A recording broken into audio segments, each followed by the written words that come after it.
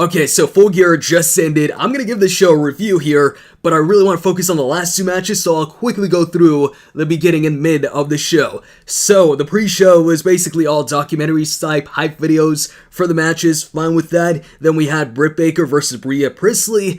And my problem with this match was a lot of the offense just looked soft and sloppy. Now, obviously, they're not supposed to hurt the opponent. The goal is to make it look like they're trying to hurt the opponent while not actually hurting the opponent. In this case, it looked like they were trying not to hurt the opponent. Aside from a superplex, a super kick, and Britt Baker's finisher, the rest didn't look too good to me. And then after the match, and Britt Baker won, which was expected here, and Brandy and Awesome Kong come on, and I'm like, okay, things might pick up here. Awesome Kong goes ahead, hits her finisher on Bria Presley, and then she goes ahead and she's got a knife, and I'm like, well, what's gonna happen here? Why she got a knife? She goes ahead and cuts a piece of her hair. I guess she's collecting, wrestlers' hairs that she beats up.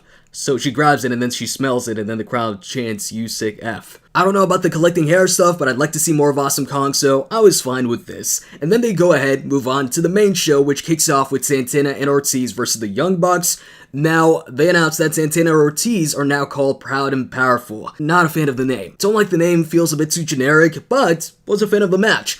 And this match was actually a bit different from a lot of the other Young Bucks matches, because this was a lot more grounded, and what I mean by that, they didn't basically fly around as much in this. And I like the unique offense from Santana and Ortiz, and I like the stupid selling that Ortiz does sometimes. He got hit with a super kick, and he kind of pulled off what JTG did that one time Santino hit him with the Cobra. He kind of did that after the super kick. And at some point, you had Ortiz putting in a Boston Crab on Nick Jackson, and then Santana had Matt in a gory submission, and then he went on top of Nick and put him in a camel clutch, so Nick was both in the camel clutch and Boston Crab, and he also had the weight of his brother on top of Santana, if that makes any sense. It was a sight to see, and I like that Santana and Ortiz ended up winning the match with a street sweeper, no kickouts or anything, just one finisher, and they won the match. Also, what I liked is that Nick Jackson, at some point in the match, goes ahead and kicks the steel post by accident when trying to kick Ortiz, and that kind of played into the finish, where that kind of cost them the match, because they couldn't go ahead and do the Meltzer driver, because he couldn't go ahead and springboard off the ropes. And so they won the match. They go ahead and attack the Young Bucks post-match, and then Rock and Roll Express come in for the save, and this is where some silly stuff happens, some unexpected stuff. I'm looking at the Rock and Roll Express. Obviously, they're old, right? And I'm looking at their punches. I'm like, yeah, it looks like, just two grandpas going ahead and trying to hit some punches there. And then one of them goes ahead and hits a Canadian Destroyer on Santana, and then he hits a suicide dive. Like, imagine your grandpa doing those moves. That's what it looked like. It looked stupid, but funny at the same time.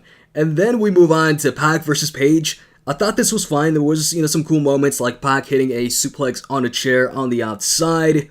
Then a nice pop-up powerbomb by Paige. Then Pac reversing or countering the buckshot lariat with a super kick. And then followed that up with a quick release German suplex. At the end, Paige wins, which I thought was the right decision, but the way he won, he goes ahead and pulls off the dead hang. And this dead hang just didn't look good. Even though I prefer the buckshot lariat a lot more, I'm okay with the dead hang if it looks good. If it actually looks like the opponent's head is hitting the mat. But in this case, it looked like Pac's head was like 7 inches above the mat. And that's my biggest problem with the dead hang. It's so inconsistent. Oftentimes it looks bad, sometimes it looks okay. The buckshot lariat, I feel, looks good like every single time he hits that move. That's why I was so happy when he won that match against Sammy Guevara on TNT with the buckshot lariat instead of pulling off the dead hang. But anyways, I feel like the right guy won here. I feel like Paige needs this win more than Pac. Yes, Pac is no longer undefeated, but they had 3 undefeated people on the roster anyways, or something like that. So if a bunch of people are undefeated, it's not that special. Moving on, Shawn Spears versus Joey Janela. I was fine with the match. Not everything needs to be, a bunch of flips and stuff like that. I'm okay with having a wrestler like Shawn Spears in here.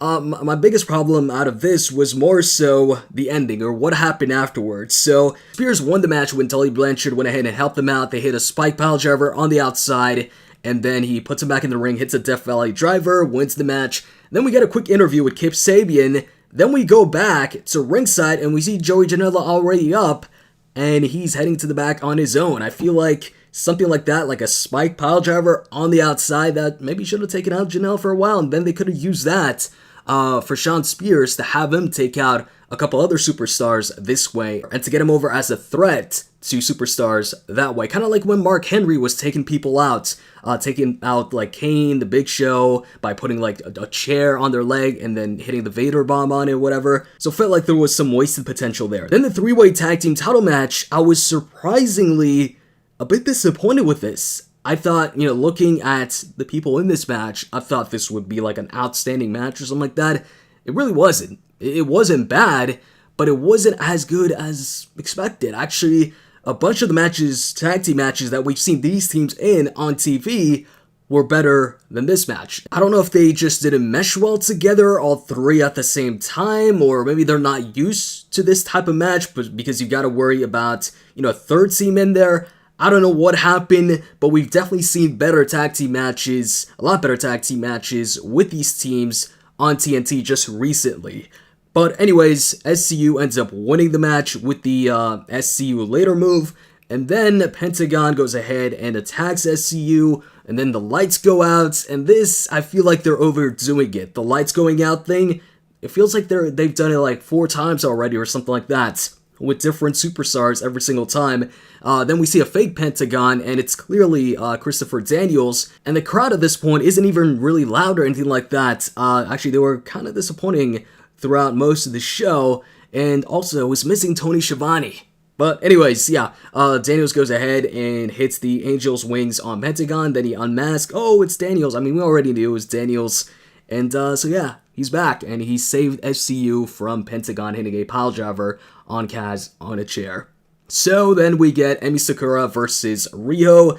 I was kind of bored with this match. The problem for me here was that I don't find either one of these wrestlers cool, really. I don't find Riho cool or Emi Sakura cool, especially not Emi Sakura. Actually, at some point I was confused. She's like doing the "We Will Rock You" thing, and then she's clapping, as they usually do to get the crowd behind them, but I'm like, aren't you the heel, so why are you doing that? Anyways, Riho ends up winning, and there was some botch during the match where the referee, for some reason, goes ahead and he does the count during a pin, and I don't know why, he goes ahead and restarts the count. But anyways, let's move on to the good stuff. And first off, the AEW title match. So this had a 60-minute time limit. If it went over, the judges would decide who wins. The judges were Dean Malenko, Arn Anderson, and the Great Muta. And I actually really like this match. Now, before the pay-per-view even took place, I was like, yo, I'm liking this feud, but I feel like the pay-per-view match might disappoint. Like, I might not like the pay-per-view match. I was completely wrong. I really enjoyed this. This was a fun match. This really felt like an old-school title match, and towards the beginning of the match, Cody Rhodes goes for a dive, and then he lands face first, and that busts him open. So he's waiting for the rest of the match.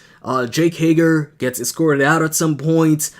Jericho gets slapped by Cody Rhodes' mom, who's at ringside. They kept showing her, by the way. I don't know why they keep doing that. It's kind of like the WWE. They also do that with Superstar's parents, and then the parents always have like a neutral facial expression, so it doesn't look good to try and make it look real. But anyways, going back to the match, once Jake Hager gets escorted out, MJF is laughing at him, so Hager beats him up, and then that causes a distraction, so Jericho grabs the championship, and he hits Cody with it, and then he pretends like he's down too, so I guess the referee doesn't, suspect anything happened there, but he's down for a while, so when he finally goes for the cover, Cody Rhodes obviously kicks out. We had a kick out from the Codebreaker, we had a kick out from Crossroads, and then we got Cody pulling off the Bionic Elbow, which got a chant from the crowd, chanting Dusty, and Jericho locked in the walls of Jericho at some point. Cody escaped by grabbing the ropes, and then he went ahead and got the walls of Jericho in once again, except this time he was going ahead and kneeing Cody Rhodes' head at the same time. MJF was holding a towel, and I think we all saw it coming once we saw that towel. He goes ahead and throws in the towel, so Cody Rhodes loses. He doesn't tap or anything like that, but MJF threw in the towel because he felt like it was best for Cody Rhodes. And while some people might not like that, I love the finish. It wasn't just Cody Rhodes passing out, it was MJF throwing in the towel, which a bunch of people anyways were like, oh, is he gonna cost, Cody the match or something like that? Well, he kind of did. He cost Cody the match, but in a way I think nobody expected. I think anybody who thought MJF might cost him the match was thinking he was going to attack Cody or something like that while the referee is distracted, but that wasn't the way it took place. So Jericho wins, and then MJF gets in the ring, and he's trying to, I guess beg for forgiveness from Cody or whatever, which it looked like Cody was going to forgive him, but then MJF goes ahead and low blows Cody, so he turns heel, and he did it on purpose. Now, here's the thing I would have preferred, even though I like this, I think I would have preferred it a bit better if they wouldn't have turned MJF right there. If Cody had forgiven him, and then people would have kept on wondering if MJF did it on purpose. Did he throw in the towel because he was really concerned for Cody, or did he do it because, he doesn't want Cody in the championship picture? And I think that would have maybe made for a better storyline where eventually he could go ahead and be like, hey, yeah, that's right, I did it on purpose. I threw in the towel because I didn't want you in the championship picture or whatever, something like that.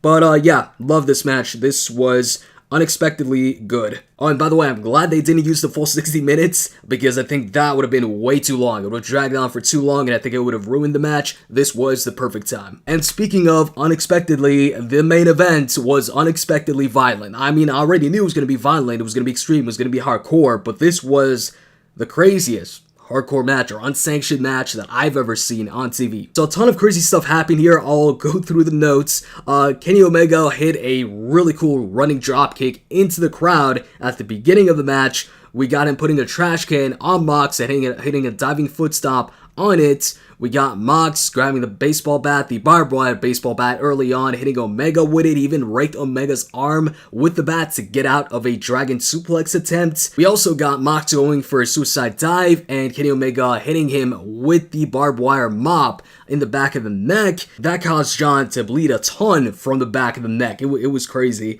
And man, there was just so much stuff in this match. The notes are really long here. One point in the match that made Kenny look stupid though is when he went for that moonsault with the trash can, and then the trash can pretty much connected with just Kenny. The trash can did not hit or land on Moxley at all, so it was just smashed under Kenny. Basically, he hit himself with the trash can and he hit Moxley with his body. But anyways, if I were to go through all the highlights for this match, I'd be here for a really long time. Basically, I really like this match, and it surprised me in so many ways. I expected it to be a violent match. I didn't expect it to be this violent and them to go that crazy with the broken glass, the barbed wire. They even pulled out, that big thing with a bunch of mouse traps on it. Then the big thing with the barbed wire on it, and they suplex each other on it.